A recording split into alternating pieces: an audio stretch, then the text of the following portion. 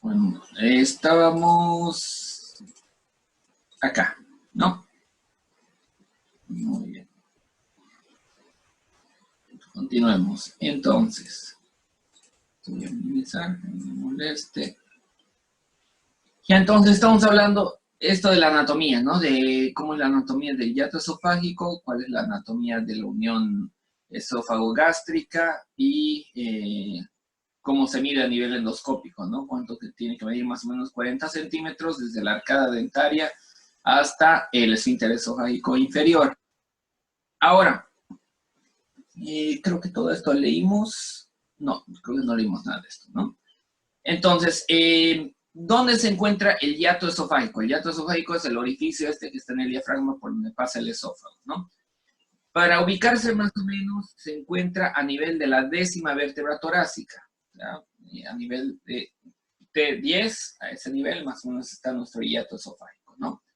¿Qué es el hiato esofágico? Es un anillo, ¿no? Es un anillo músculo, del músculo tendinoso, o sea, del músculo del diafragma y tendones que van los pilares que van por ahí atrás, que vamos a hablar más adelante, ¿no? Entonces, hay fibras de los pilares derecho e izquierdo del diafragma. ¿Cuáles son esos pilares? Este diafragma, por detrás de del esófago, algunas fibras vienen de este lado hacia acá, envolviendo de un lado hacia el otro. Y esos son los llamados pilares posteriores del hiato esofágico, del diafragma, que están a ambos lados, ¿no? Son dos, se ve como dos zonas donde se inserta el músculo del diafragma ahí en ese esófago. Esos son los pilares, ¿ya? Este anillo, al hablar del anillo musculotendinoso, decimos que provienen los pilares de la cara anterior y de discos intervertebrales de las 4 primeras vértebras lumbares. Entonces, a nivel de las vértebras lumbares, desde ahí atrás vienen esos dos pilares y van a insertarse por eso hacia esa parte del diafragma y detrás del esófago, ¿no? Rodean a la aorta y al esófago y se insertan en el centro tendinoso del diafragma, como les decía. Para ubicarlos les mostré la imagen, creo que hay acá, a ver. No, no hay acá, voy a mostrarles, voy a buscar una imagencita. ¿Dónde está? Aquí. Vamos a mostrar pilares diafragmáticos para que estemos más ubicados en la anatomía. Entonces, los pilares diafragmáticos son estos de acá, ¿no? Vean como decía, a ver, alguna imagen más clarita, veamos esto, a ver qué tan grande se puede ver. Entonces, estos son los pilares. Vienen desde la cara anterior de las vértebras lumbares, son estos, miren, tendones con estas fibras musculares. Y, a ver, este tendría que ser, sí, este es el hiato esofágico y este es de la aorta, está en alemán eso, así que veamos en algo más entendible para todos. Acá están, ¿no? Entonces, provienen desde acá atrás y son estos los dos pilares diafragmáticos, derecho e izquierdo, ¿no? A ver, alguna imagen que se vea mejor. Creo que aquí se ve mejor, ¿no? Estos son. Entonces, este es un pilar y este es el otro pilar. Y como ven, van y envuelven el hiato esofágico. Y es un mecanismo de fijación estos pilares para ese orificio del hiato esofágico. Si estos pilares se encuentran más separados, este hiato esofágico se abre más y por medio de ese hiato esofágico puede presentarse una hernia hiatal, ¿no? Entonces, volvamos, ya se ubican más o menos cuáles son los pilares para entender mejor, ¿no? Proviene de la cara anterior de los discos intervertebrales de las L1 a L4, rodean aorta y esófago, como hemos visto, y se insertan en el centro tendinoso del diafragma. Ya hemos visto todo eso, ¿no?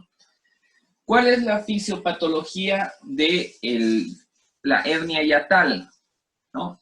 Entonces, depende del tipo de hernia hiatal, pero principalmente lo que más va a pasar es que hay un deslizamiento axial de la unión esófago-gástrica, este es el tipo 1, ¿no?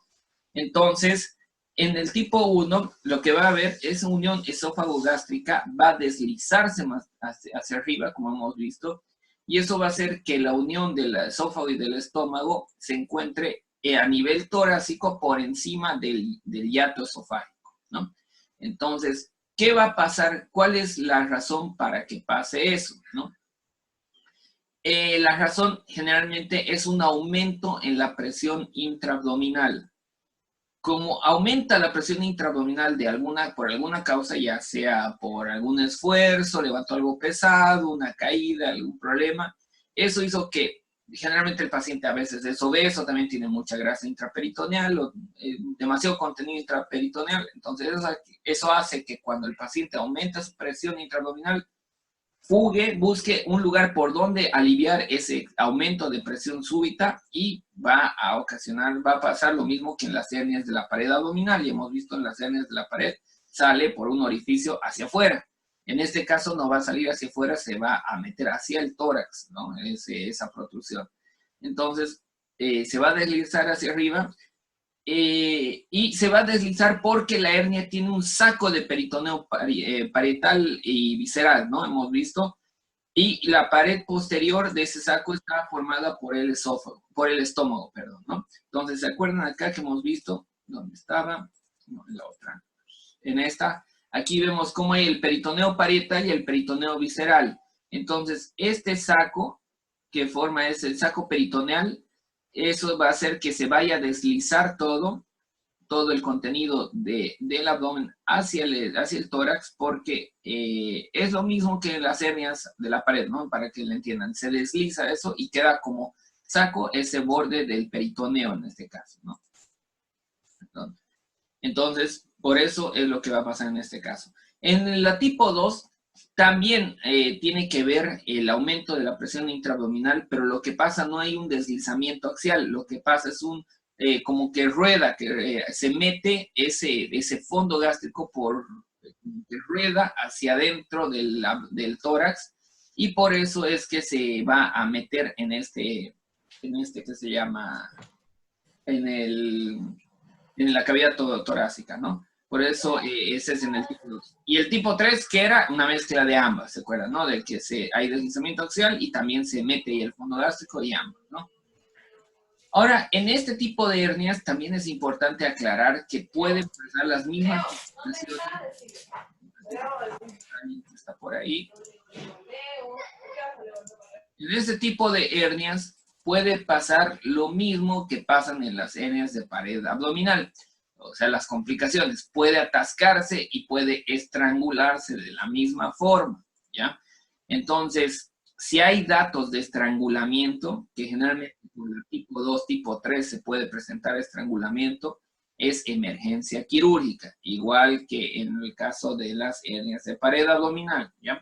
Ahora, generalmente lo que pasa con esta hernia yatal es que está atascada, ¿no? No es que no vamos a ver que sube y baja, que es reductible como en las hernias abdominales. En este caso, se mete y se queda ahí, entonces generalmente este es un tipo de hernia atascada, pero la gran complicación, que es indicación quirúrgica de urgencia, sería que esté estrangulada, ¿ya? Lo que hablábamos, la etiología, ya hemos hablado de la fisiopatología, la etiología, generalmente varios factores nos llevan a este problema, ¿no? Primero, una dieta baja en fibra, ¿no? La dieta baja en fibra va a llevar a un aumento en la presión intraabdominal durante las deposiciones. O sea, el paciente va a tener constipación. La constipación crónica sabemos que nos predispone a cualquier tipo de hernias. Y para tener constipación tiene mucho que ver la dieta. Fibra en la dieta es muy importante. He tenido conocidos incluso de que eran constipados crónicos cuando tenían cierto tipo de dieta, más que todo personas que he visto que han viajado al exterior, ¿no? Aquí tenían una dieta que se acostumbran a comer cosas con poca fibra, y una vez que se fueron al exterior cambiaron la dieta por las costumbres de la alimentación allá y se perdió completamente esta constipación, ¿no? Entonces, la constipación a veces uno cree que yo soy constipado porque así es mi forma de ser y más cosas, pero tiene mucho que ver con la dieta y con las costumbres de actividad física.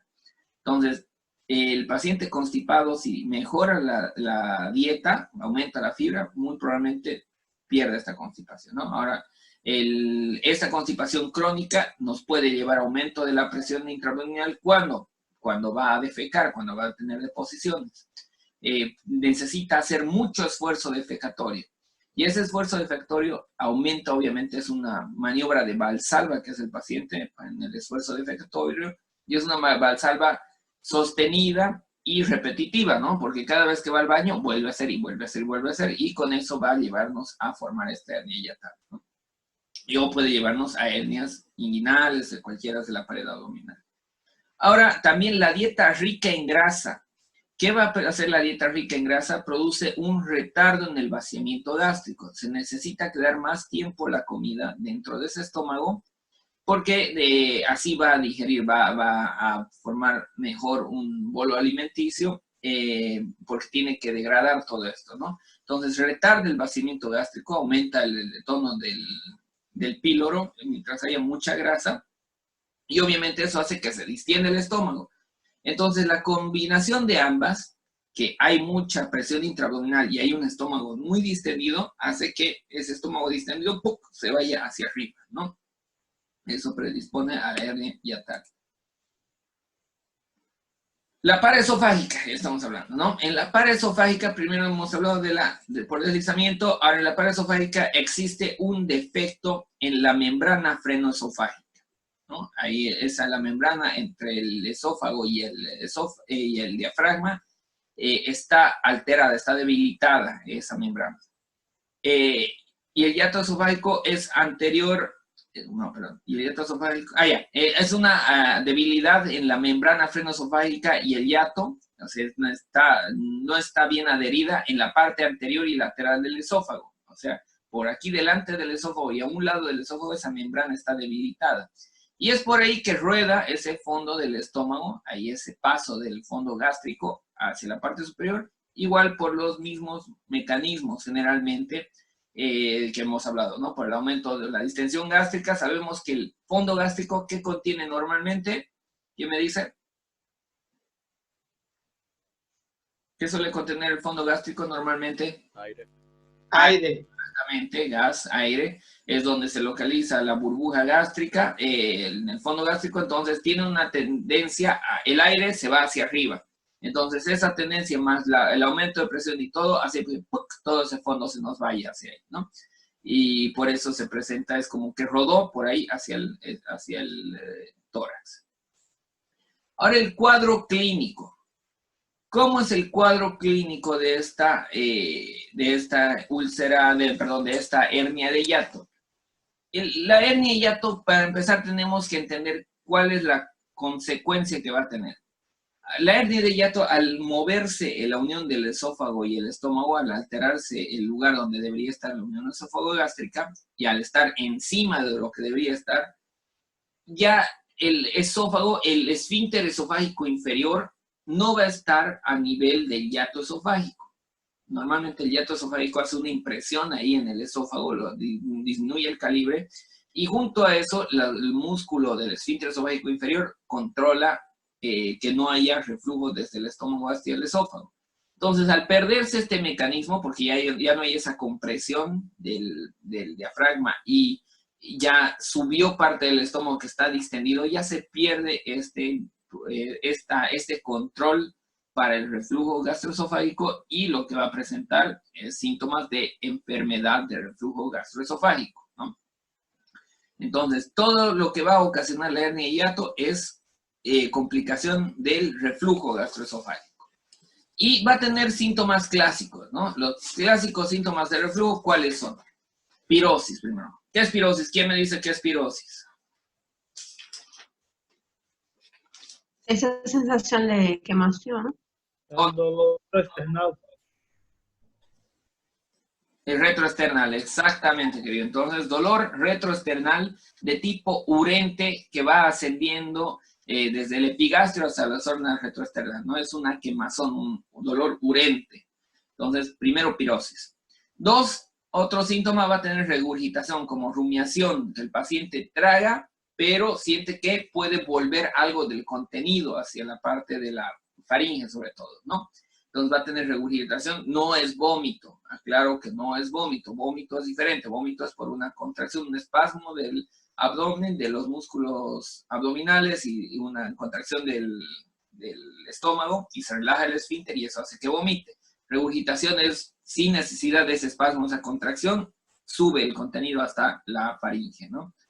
Y el dolor retroesternal de la pirosis, que también se suele presentar normalmente, ¿no? Ahora, esos son muchos de los síntomas clásicos. A ver, un momento, aquí están. No, de todas formas, ahorita les voy a explicar.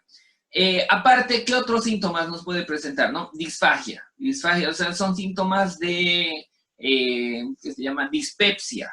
El paciente va a tener datos de dispepsia. ¿Qué quiere decir dispepsia? Una alteración en la digestión normal, ¿no? Entonces, el paciente va a estar dispéptico con los síntomas típicos que son un poco inespecíficos, ¿no? Porque en la gastritis, en otras patologías, también nos puede presentar dispepsia. Pero el paciente va a tener esa sensación de llenado, de plenitud postprandial, va a tener disfagia, dificultad para tragar los alimentos, muchas veces asociada a esofagitis, que es una complicación de este reflujo gastroesofágico, ya vamos a hablar más adelante. Otra complicación más avanzada va a tener una estenosis péptica. ¿Qué quiere decir esto? ¿Qué quiere decir estenosis péptica? Que el paciente, cuando por la inflamación repetitiva de este esófago, por el reflujo gastroesofágico, va a ocasionar que esa esofagitis vaya contrayendo, vaya disminuyendo el calibre del esófago y va a darnos esa estenosis secundaria, ¿no? Incluso va a presentar un anillo de Schatzky. ¿Qué es un anillo de Schatzky? ¿Alguien sabe? ¿Han escuchado? Es una estenosis, doctor. Estrechamiento, creo que de la parte del estómago inferior. Estrechamiento en el esfínter.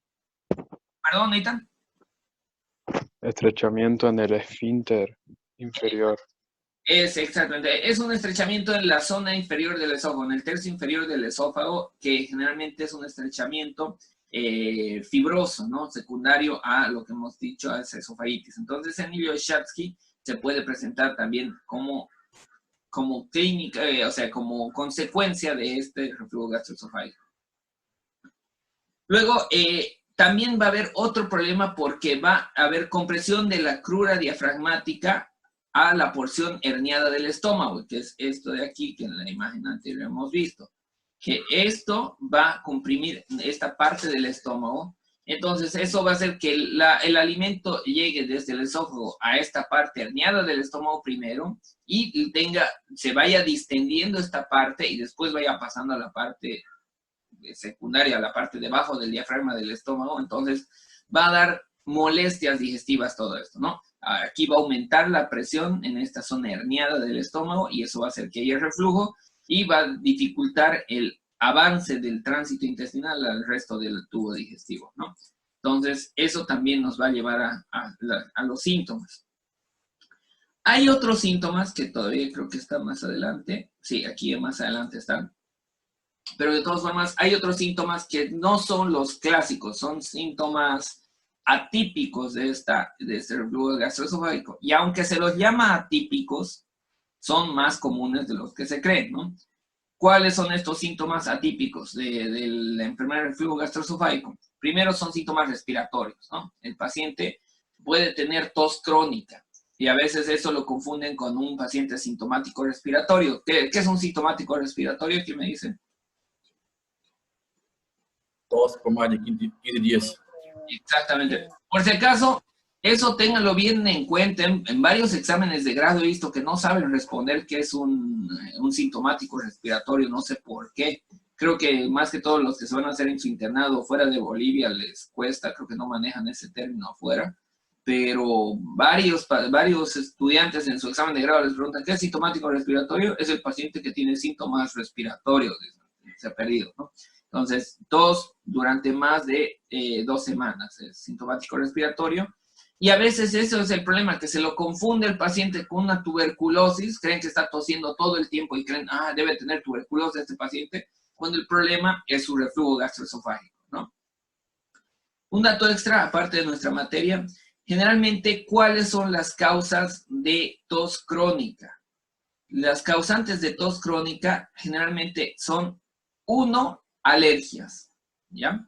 2, síndrome de goteo postnasal. ¿Qué quiere decir eso? que ahí la producción de mocos, en lugar de salir por delante, se van hacia atrás y eso va a producir tos. Y 3 es reflujo gastroesofágico. Descartan estos 3, sobre todo en pacientes que no tienen factores de riesgo, y recién vamos a ver si es tuberculosis en lo que tenga el paciente, ¿ya? Entonces, acuérdense, problemas alérgicos, rinitis alérgica, faringitis, laringitis, todo de la vía aérea por algo alérgico, tos crónica. 2, goteo postnasal, por la caída del moquito a la parte posterior de la nariz. Y 3, reflujo gastroesofágico, 3 causas más frecuentes de tos crónica y de ahí recién tuberculosis, ¿ya? Entonces, eso tienen que acordarse. Ese es un síntoma típico. Otro síntoma típico puede ser halitosis, ¿no? El paciente tiene un aliento feo, un olor feo, ¿no? Todo esto me parece que ya han visto el reflujo gastroesofágico con su docente de gastro, pero de todas formas es bueno recalcarlo, ¿no? Para que se acuerden o repasen, para que no se olviden. Y después puede tener otros tipos de síntomas, ¿no? Se llama broncoaspiraciones, neumonías a repetición, infecciones respiratorias altas, porque sale eso y mientras está durmiendo el paciente se atora, se broncoaspira y eso nos puede dar neumonitis y más problemas respiratorios, ¿no? También eso puede llevar a problemas en el sueño, apneas del sueño, que el paciente se siente cansado después de dormir, puede presentar problemas de estrés, trastornos neurológicos por el mal descanso. Entonces, hay que pensar por muchos síntomas que no son digestivos que puede presentar este reflujo gastroesofágico, ¿ya? La paraesofágica, algunos síntomas pueden ser un poquito diferentes. Por ejemplo, en la paraesofágica suele tener mayor plenitud gástrica, o sea, el paciente se suele sentir más lleno, más rápido que en la hernia por deslizamiento. ¿Por qué? Porque es poco probable que por el contenido herniario vaya a subir contenido gástrico. Generalmente lo que se hernió, esa parte esofágica, aquí volvamos, esta parte del estómago que está herniada, no le llega ahí ya más contenido del estómago. Entonces, el estómago va a tener un menor volumen que lo normalmente tenía porque aquí entra y es poco probable que vaya a subir por ahí, ¿no? Porque es más estrecho esto. Entonces, se va a llenar el estómago y va a tener mayor plenitud gástrica por eso, ¿no? Y también suele tener mayor disfagia este paciente porque va a quedar muy estrecho ese segmento del esfínter esofágico inferior porque va a tener la misma estrechez del hiato esofágico más el contenido que está apretando de forma extrínseca ese esófago, entonces por eso hay mayor disfagia. El paciente intenta tragar y se le queda y le cuesta que vaya avanzando, ¿ya? Entonces son dos síntomas importantes en este tipo de pacientes, que nos hacen sospechar más que es un problema paraesofágico. Pero como todo en medicina, nada es específico, puede tener también los dos síntomas en hernia por deslizamiento, ¿no? Y aquí vengo con las complicaciones asociadas a lo que hemos hablado hace rato, ¿no? Pero vamos a ir de poco a poco, describiendo cada uno. Primero, la manifestación y complicación más frecuente es el reflujo gastroesofágico. Hay casos, por si acaso, hay algunos pacientes que son completamente asintomáticos. Puede haber hernia yatal sin ningún síntoma también. Entonces, hay que tener cuidado porque tal vez a veces empiezan más adelante los síntomas y puede ser de que ella tiene su hernia hace meses o años y recién esté dando síntomas más adelante, ¿no? Entonces, puede haber asintomático también. Luego, puede haber sangrados, ¿no? ¿Por qué? Puede haber una hemorragia digestiva, puede haber.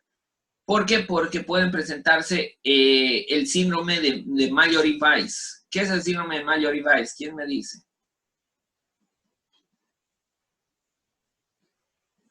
¿Alguien sabe? Sería un desgarro de las fibras de la parte distal del esófago, las fibras. Ya. Más que de las fibras, es de la mucosa, ¿no? Es un desgarro de la mucosa que se suele presentar en pacientes con vómitos muy fuertes, ¿no? Paciente con algún intento de vómito muy fuerte hace que aumente mucho esa presión intraabdominal que hace que se desgarre esa mucosa del esófago y hace que sangre ese esófago, ¿no? Entonces, por eso es un síndrome de Mallory-Weiss, es una causa de hemorragia digestiva alta por desgarro de la mucosa del esófago. ¿Y qué es un síndrome de Boerhaave? ¿Quién sabe?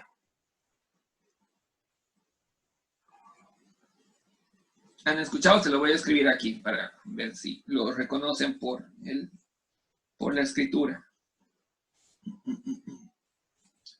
Síndrome de Boerhaave. Es una perforación o transmural del esófago. Bien, querido Kevin. El síndrome de Boerhaave es parecido al Mallory-Weiss, pero Mallory-Weiss solo es un desgarro de la mucosa. O sea, solo una de las capas del esófago se ha desgarrado y lesionado por el vómito. El síndrome de Boerhaave es casi lo mismo, solo que en lugar de solo la mucosa haberse dañado, se daña toda la pared del esófago. Mucosa, submucosa, muscular y la adventicia.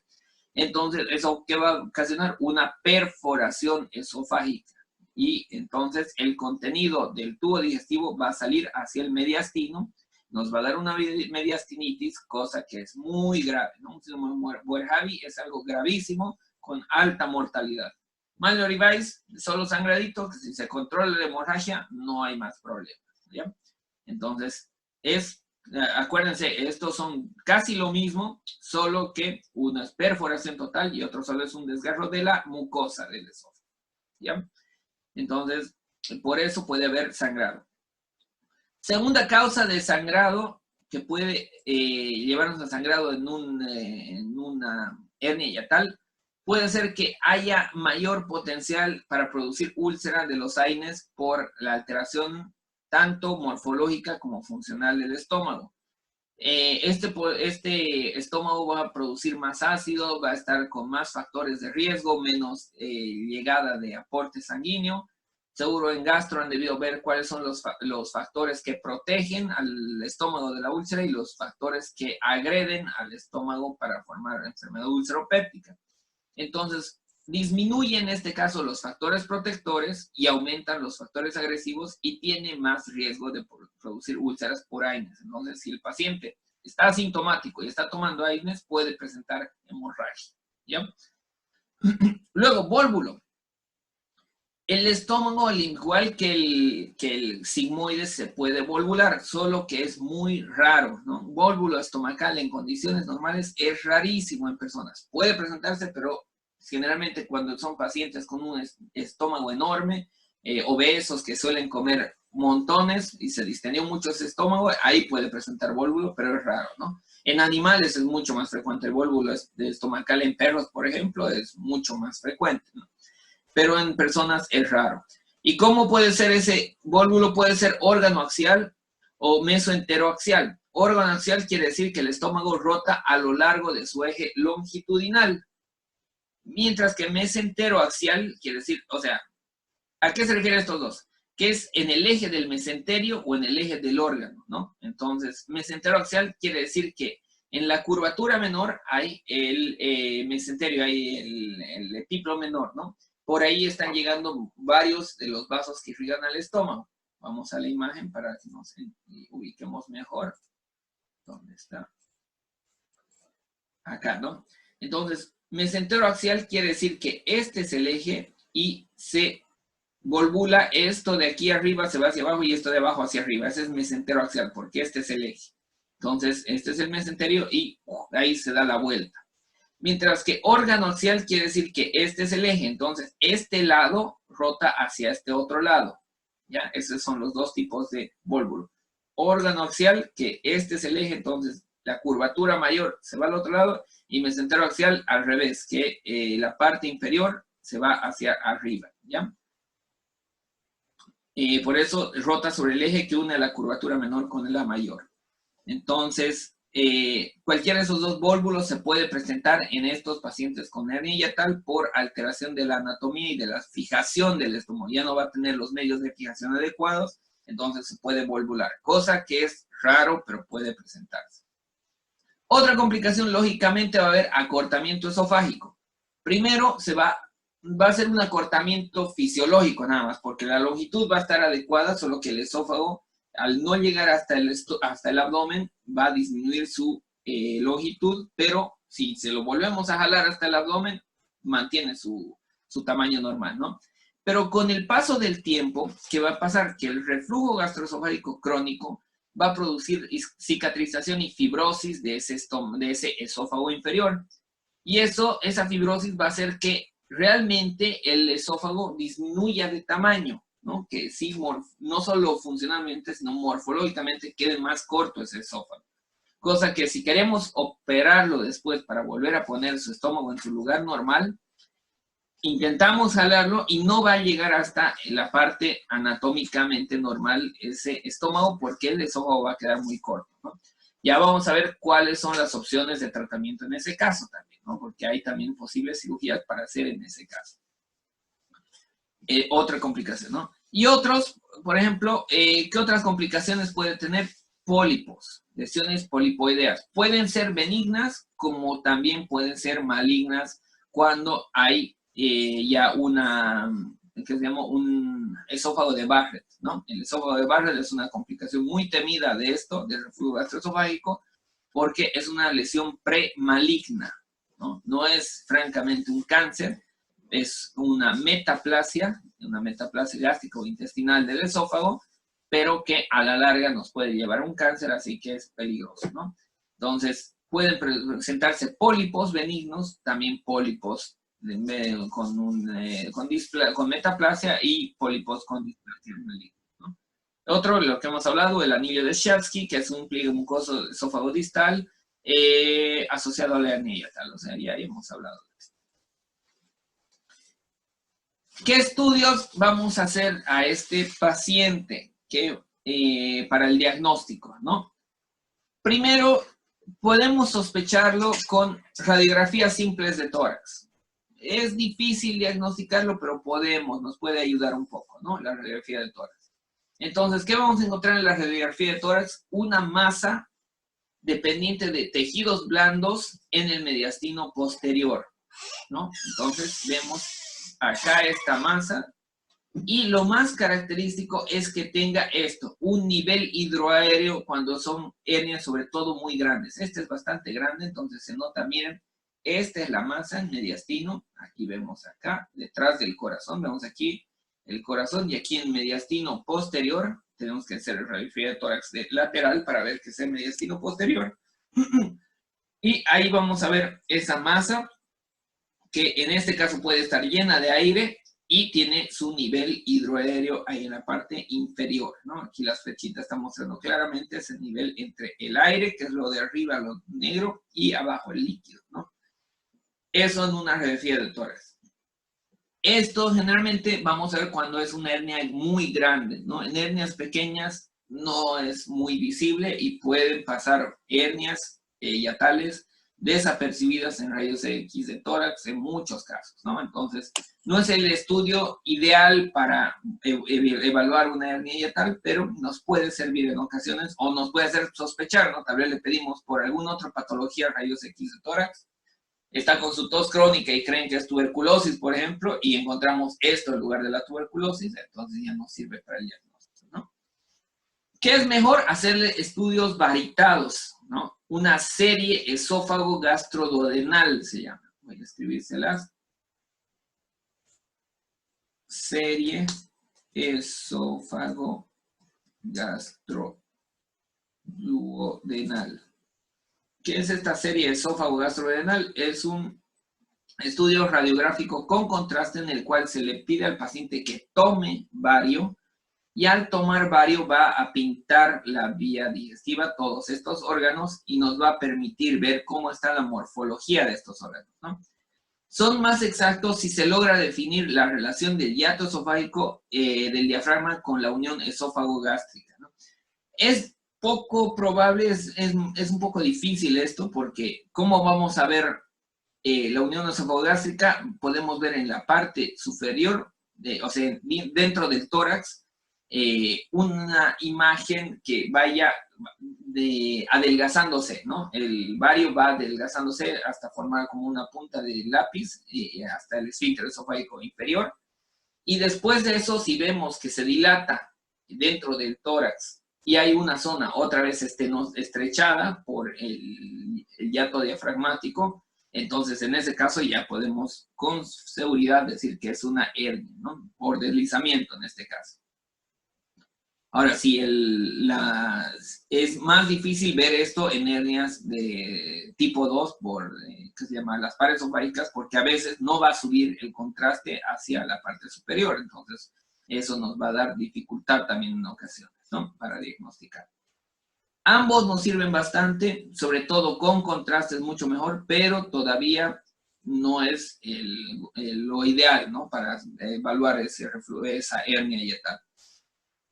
También aquí lo que les decía, ¿no? En las hernias paraesofágicas, estudios con medios de contraste, lo que pueden mostrar, muestra la porción del fondo gástrico situado por encima del diafragma, se podría ver, pero como les digo, a veces no se ve. Aquí fíjense cómo viene el esófago y acá se ve una línea como que está queriendo subir, pero no llega a subir aquí. Aquí algo parece de contraste, que estoy en duda si es contraste realmente o es alguna alteración, pero se nota aquí donde está mi... Aquí fíjense cómo por aquí sube y tal vez esta sea la hernia paraesofágica, tal vez, ¿no? Pero no es muy visible. O puede presentarse presencia de vólvulo gástrico, también nos puede hacer pensar, podemos encontrar en estos pacientes, vemos que rotó en su eje ese estómago, entonces también por eso podemos ver que haya una hernia paraesofágica, ¿no? Un ratito voy a eliminar esto que no nos deja ver. La exactitud en estas hernias es mayor que para las hernias por deslizamiento. O sea, a esto me refiero que cuando se puede ver alguna alteración es más, o sea, cuando el contraste notamos que está subiendo hacia arriba o vemos que presenta vólvulo, es fácilmente diagnosticable. Pero si no presenta el vólvulo o si el contraste no llega a la parte superior, en ese caso va a ser más difícil el diagnóstico, ¿no? En estos dos casos es más fácil ver esta hernia por deslizamiento, paraesofágica que la por deslizamiento. Entonces miren acá como vemos varias imágenes. ¿Le estoy compartiendo? No lo estoy compartiendo. Otra vez. O sí, no sé si lo estoy, pero voy. No, no estoy compartiendo. Entonces acá estamos. Aquí vemos como, por ejemplo, este es un estudio radiográfico del esófago que está con doble contraste. Tiene contraste varitado y aparte le están dando alguna solución con gas. Generalmente se da, por ejemplo, gaseosas como Sprite o algo así para que tenga el doble contraste, que se llene de gas, de aire y el contraste varitado también. Entonces vean como aquí va bajando, aquí está el esfínter esofágico inferior, la unión esofagogástrica, aquí hay una zona dilatada del estómago que se hernió en tórax y aquí otra vez está estenosado que es el diafragma, el hiato diafragmático que está estenosando. Y aquí igual vemos cómo baja el contraste y se mantiene en esta zona y más abajo cuesta que vaya avanzando, ¿no? Esta es otra imagen, lo mismo. Aquí tenemos el esfínter esofágico y aquí está la impresión del diafragma que está estenosando esa zona, ¿no?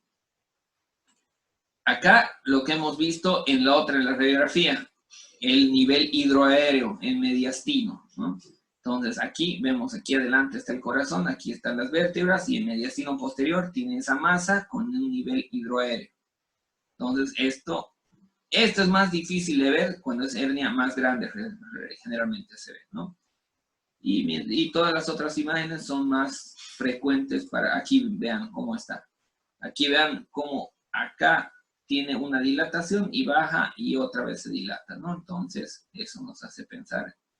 Esta sobre todo, esta sí es típica, ¿no? Esta es la parte herniada, que está lleno de contraste arriba, una zona estenosada que es el diafragma, por ahí que pasa, y más abajo otra vez dilatado. Entonces es como si tuviera dos estómagos prácticamente, ¿no? Uno más pequeño que el otro. Y de ahí va avanzando hasta el píloro y continúa por el duodeno. Entonces esta parte inferior está normal, pero esta parte superior está alterada, ¿no? Entonces, ahora sí, continuemos. Lo que decía, estudios diagnósticos, lo mejor es una endoscopía, ¿no? En la endoscopía, ¿qué es lo que vamos a buscar? La unión escamo-columnar. ¿Qué es esto? Es la transición del epitelio del esófago. ¿Qué tipo de epitelio tiene el esófago? Liso estratificado. Plano estratificado, no es epitelio escamoso, es plano estratificado, no queratinizado, ¿no? Entonces, ese epitelio es el esofágico, mientras que el estómago tiene un epitelio columnar. Entonces, esa zona de transición de los diferentes tipos de epitelio, que es la zona, la línea Z, tenemos que ir a buscar primero, ¿no? Vamos a ver dónde está. Entonces, vamos a ver si está a nivel de tórax todavía o si ya está a nivel del hiato esofágico. Posición del hiato diafragmático puede hacerse más evidente durante una inspiración profunda. Cuando le estamos haciendo la endoscopía, le pedimos al paciente que inspire profundamente y eso va a bajar más al diafragma, ¿no? Entonces, imagínense que el paciente está durante la expiración, este diafragma de acá va a estar más arriba, entonces va a ser un poquito más difícil ver toda esta bola aquí arriba de la parte del estómago que se ha herniado. Entonces, por eso es mejor pedirle al paciente que inspire profundamente, va a bajar el diafragma y nos va a permitir ver esta imagen mejor, esta hernia de aquí, de una mejor forma, ¿no? Otro dato que vamos a poder ver en la endoscopía, esto los endoscopistas más experimentados sobre todo van a ver, es que el hiato esofágico, el orificio, la impresión que deja el diafragma dentro del esófago, lo vamos a ver más ancho que lo normal, ¿no? No se va a ver esa zona que normalmente se ve del esófago que está, que se llama apretado, como un anillo que el diafragma hace en el esófago. Se lo va a ver más dilatado eso. Entonces, ese hiato esofágico vamos a ver más amplio por vía endoscópica. ¿Y cómo vamos a ver las hernias paraesofágicas? Porque la hernia paraesofágica, al ir metiendo, no vamos a ver muy bien así como estamos viendo acá. Porque al ir metiendo, vamos a ver acá, cuando pase del esófago hasta el estómago, ya se va a ver la hernia, cuando es por deslizamiento, ¿no? Pero cuando es hernia paraesofágica, va a seguir entrando, y cuando llegue al estómago, vamos a ver que la unión es todo esto, lo que estamos diciendo acá arriba, va a estar normal. Entonces, ¿cómo podemos ver esta hernia paraesofágica si todo esto que hablamos previamente está normal? Lo vamos a hacer por medio de una retroversión. ¿Qué es una retroversión? Es hacer que el endoscopio entre al estómago y se dé la vuelta para que vea hacia atrás. Y es lo que está haciendo acá. Es esta imagen de aquí, vista desde este endoscopio, desde esta puntita. Entonces, al hacer la retroversión, se ve en esa hernia paraesofágica, que era en esta imagen de aquí atrás. Esta imagen vamos a ver en retroversión, ¿no? Se ve cómo está entrando el endoscopio en el estómago y al darnos la vuelta vamos a ver que al lado de donde está entrando el endoscopio hay otro orificio que es por donde está, que es lo que está protruyendo hacia el tórax, ¿no? Entonces, esto es lo que se va a ver en una hernia paraesofágica en esa retroversión por endoscopía. Porque todo lo demás hemos dicho que puede estar normal en una hernia paraesofágica. Todos estos tres puede estar. La unión escamo-columnar va a estar normal, la línea Z en la posición normal. En inspiración no se va a notar mucha diferencia y el hiato esofágico, por lo que el estómago está pasando al lado del esófago, puede ser que se lo vea normal o incluso a veces más estrecho, ¿no? Entonces, todos esos datos no nos ayudan para las hernias paraesofágicas, lo que sí es la retroversión, ¿no? ¿Qué otros estudios vamos a hacer para estos pacientes? Esto más que todo es para ver el manejo quirúrgico de estos pacientes, ¿no? Se hace dos estudios muy conocidos. Uno, la manometría y dos, la pHimetría. ¿Qué es la manometría?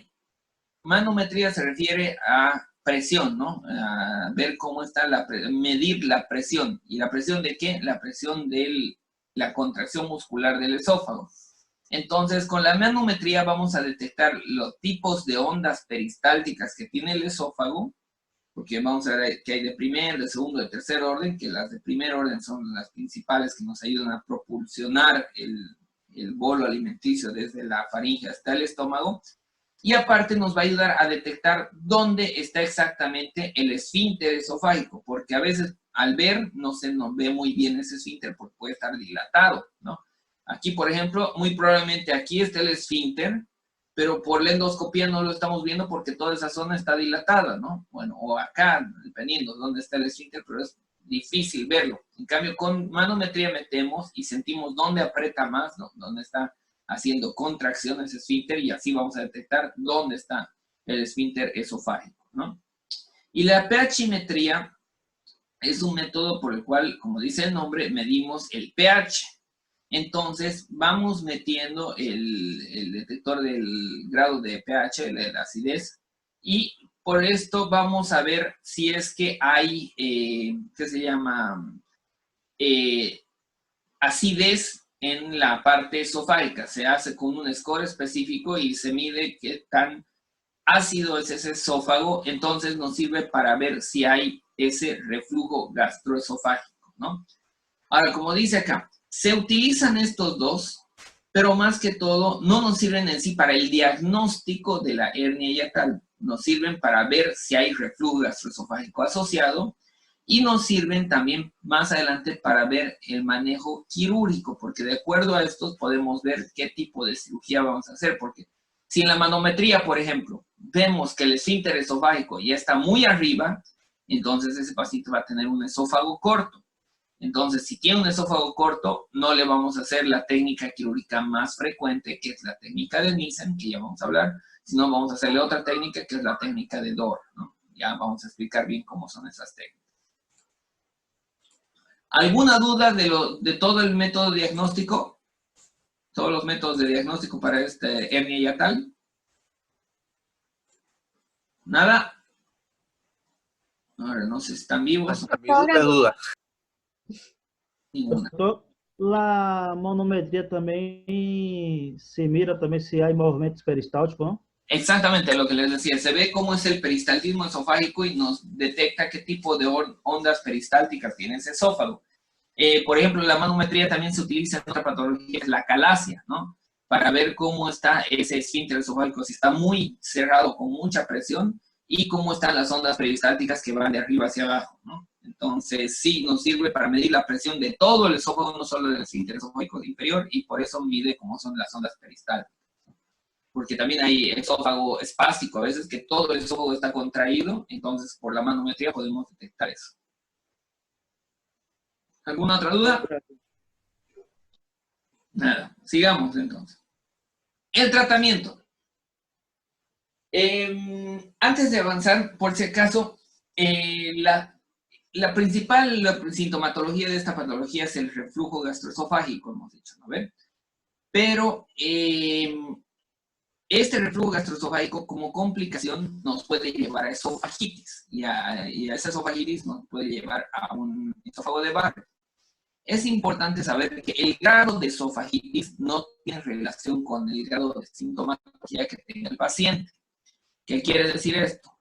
Que el paciente puede tener síntomas terribles de reflujo gastroesofágico, puede tener pirosis, puede tener halitosis, problemas respiratorios, todo lo que hablamos, pero al hacerle la endoscopía vemos que ese esófago no tiene casi nada de inflamación, no tiene casi nada de esofagitis, ¿no?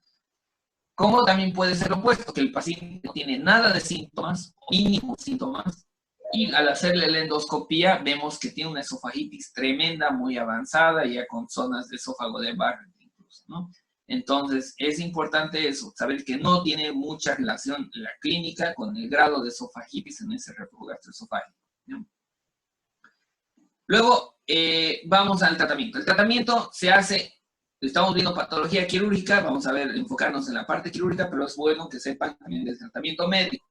Generalmente, en el paciente con reflujo gastroesofágico, más que todo, hay que hacer tratamiento higiénico dietético y tratamiento farmacológico, ¿no? Hay que decirle al paciente que modifique su tipo de alimentación, sus costumbres, hasta la forma de dormir nos ayuda para que el paciente esté mejor. Entonces hay que hacer modificaciones del estilo de vida, ¿no? Luego se pueden utilizar drogas supresoras de la secreción ácida, que lo de elección, lo que más se utiliza son inhibidores de la bomba de protones, ¿no? Entonces se puede utilizar omeprazol, omeprazol, pantoprazol, esomeprazol, cualquier inhibidor de la bomba de protones, para que disminuya la secreción ácida y disminuya eso la inflamación del esófago por el reflujo ácido hacia el esófago, ¿no?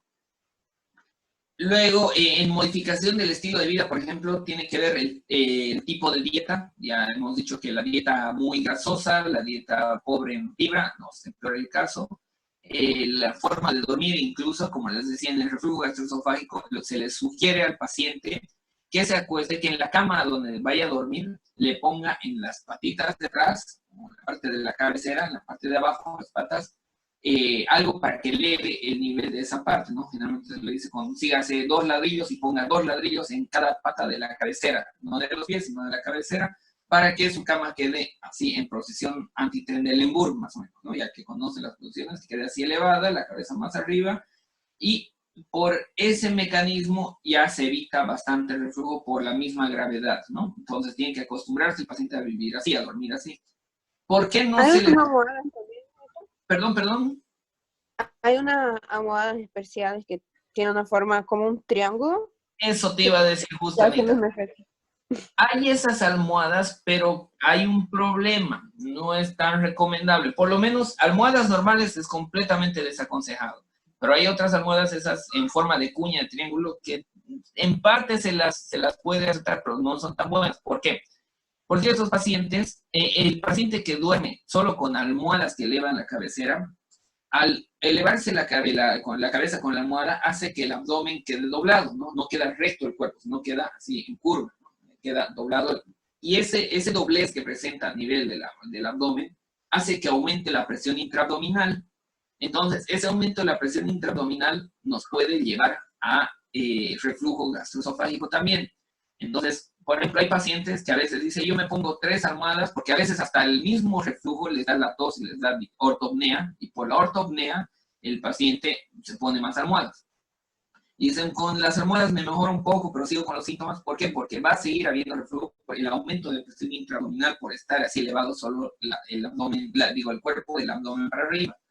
Entonces, y estas almohadas en forma de triángulo, lo bueno es que son, como dicen, triangulares, entonces la elevación es desde la parte glútea prácticamente, ¿no? Entonces no compromete, no aumenta tanto la presión intraabdominal porque los miembros son los que están dobladitos, ¿no? Entonces puede ayudar un parte, pero tampoco es tan recomendable, es mejor, es preferible para evitar, porque se mueve, a veces se resbala, se va más abajo y otra vez aumenta la presión intraabdominal. Mientras que si está en los pies de la cama esta elevación, ahí ya no hay cómo se mueva, cómo cambie de posición y puede estar tranquilo el paciente, ¿no? Entonces es preferible, más que esas almohadas, como les digo, elevar toda la cama en la parte de la cabecera, ¿no? Eso. Luego, la ropa. No es recomendable usar ropa apretada, ¿no? Eso sobre todo mujeres más que todo, aunque también hay hombres que suelen utilizar ropa muy apretada. Entonces, no utilizar cualquier vestimenta que apriete la zona abdominal, porque eso va a aumentarnos la presión intraabdominal, ¿no? Luego, en la alimentación tenemos que evitar alimentos que relajen el esfínter esofágico inferior y predispongan al reflujo. Por ejemplo, café, gaseosas, condimentos, grasa, todo eso nos predispone a mayor reflujo. Entonces, eliminarlos siempre que se pueda, todo eso, ¿no?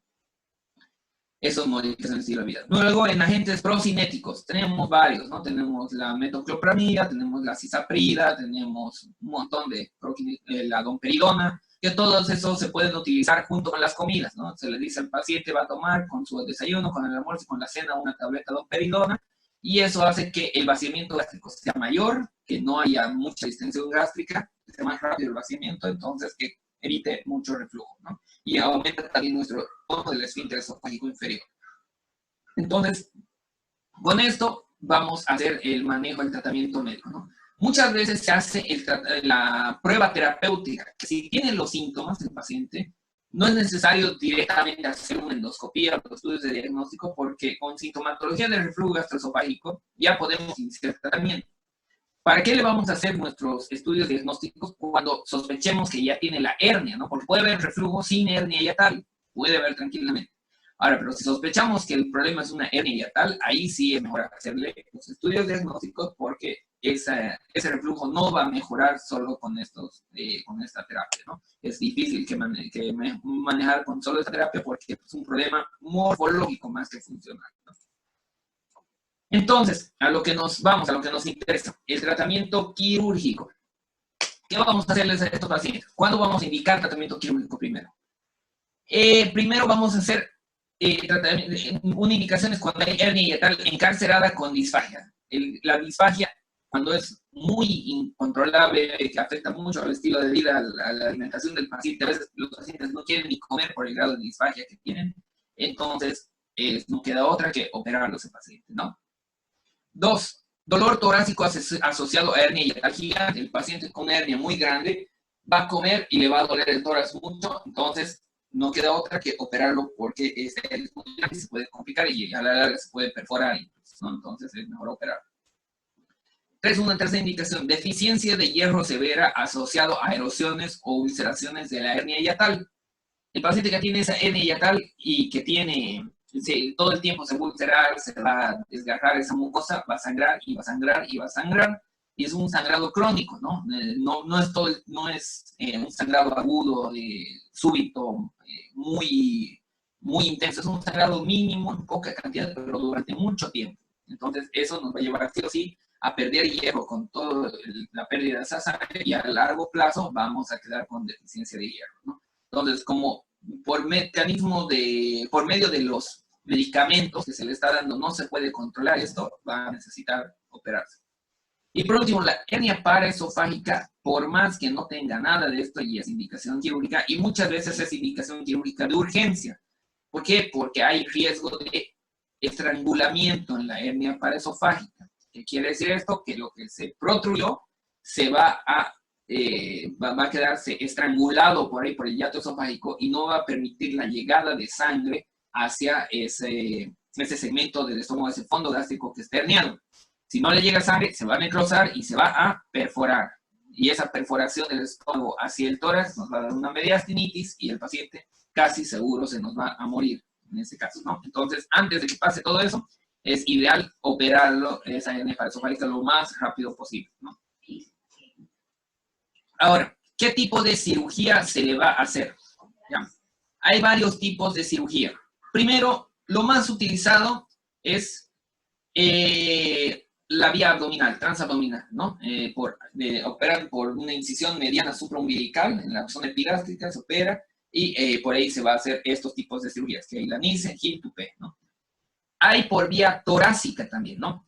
Hay la funduplicatura de Belsing Mark IV, por ejemplo, se llama. Es un tipo de cirugía que hacen una toracotomía, un corte en el sexto espacio intercostal, del lado derecho generalmente, y esta se suele utilizar un poco más para las hernias paraesofágicas, por ejemplo, ¿no? Entonces se corta por ahí y por vía transtorácica desplazamos el pulmón, llegamos al mediastino y por ahí se opera. Es raro, es difícil, yo nunca lo he visto hacer y hasta he escuchado que ya prácticamente no se hace, con algunas excepciones, pero también hay que saber reconocerla. Y hay otro tipo de cirugía en el caso de acortamiento esofágico. ¿Se acuerdan que les hablé que en ocasiones por la fibrosis que presenta ese esófago, por el reflujo crónico que tiene, el esófago, cuando ya se lo quiere operar, puede no llegar hasta que llama la unión esofagogástrica, no puede llegar hasta el abdomen, no pasa el hiato esofágico. Entonces el estómago no va a lograr meterse al abdomen, se queda una parte en tórax, y en ese caso necesitamos hacer algo para que el estómago completamente esté dentro del abdomen. Entonces en ese caso se utiliza la cirugía de Colles, la gastroplastía de Colles, ¿no? Entonces, ¿qué quiere decir funduplicatura? Fundoplicatura.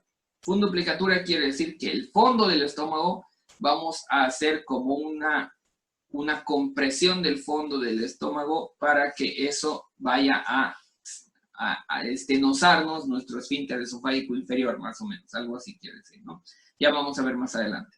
¿Y gastroplastía? ¿Alguien me está preguntando? No, creo que no. Gastroplastía, ¿qué quiere decir? Plastía, ¿qué significaba? Una reparación. Reconstrucción. Reparación. Una reconstrucción del estómago, una gastroplastía. Entonces, eso, vamos a ver que al estómago lo vamos a modificar, vamos a cambiar su forma para que con esa forma se pueda operar, ¿no? Entonces, vamos con la más conocida, la más frecuente, la que generalmente se hacen y la que más les van a preguntar, es la funduplicatura de Nissen. ¿Ya? Esta tienen que conocerla, y las otras, como les digo, son menos frecuentes y no, es más probable que estas no les pregunten. Si es que les preguntan estas, va a ser para cuando les toque entrar a una residencia de cirugía o algo así, ¿no? Pero como médico general, la que más tienen que conocer es la funduplicatura de Nissen, que es la que generalmente se hace. ¿Qué es la funduplicatura de Nissen? Es una cirugía en la cual, miren, el fondo gástrico, donde está, a ver, vámonos a una imagen de un estómago relativamente normal. Creo que no tengo ninguna normal. Aquí.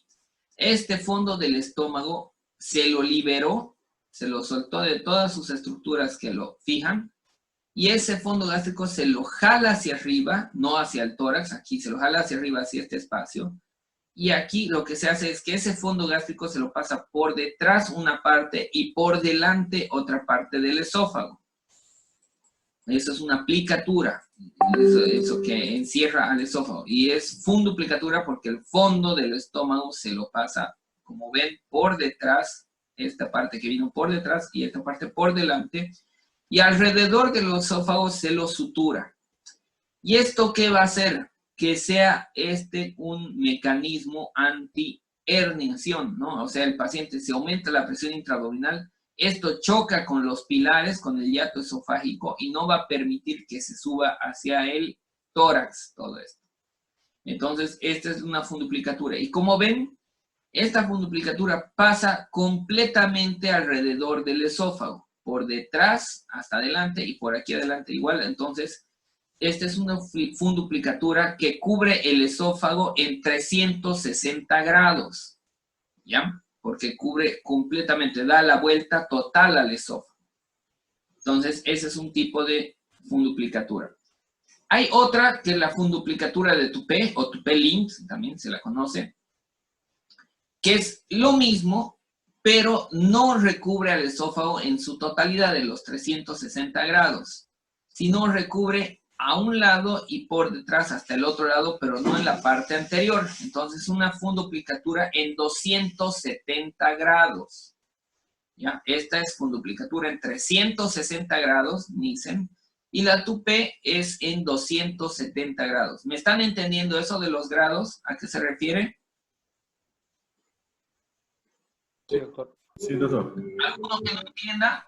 Puedo explicar si quieren de alguna otra forma, porque a veces no entienden a qué se refieren los grados, ¿no? Quiere decir que es un círculo y en los 300, ese círculo es el diámetro del esófago, y cuando decimos 360 quiere decir que en todo alrededor del esófago va, ¿no? Con los 360 grados que mide su diámetro, que es la circunferencia, ¿no? Ahora, la de Toupet quiere decir que no va todo alrededor, sino a un lado, atrás y al otro lado, pero queda una parte libre, como vemos aquí en la imagen. Entonces no son los 360 grados de su circunferencia, sino solo son 270 grados de la circunferencia, ¿no? Y ese es Toupet. También nos va a evitar este fondo que lo hicimos pasar por atrás, nos va a evitar que vaya hacia arriba esa unión esofagogástrica, porque va a servirnos como un tope para evitar que suba. Pero ¿cuándo se prefiere esta en comparación a esta otra?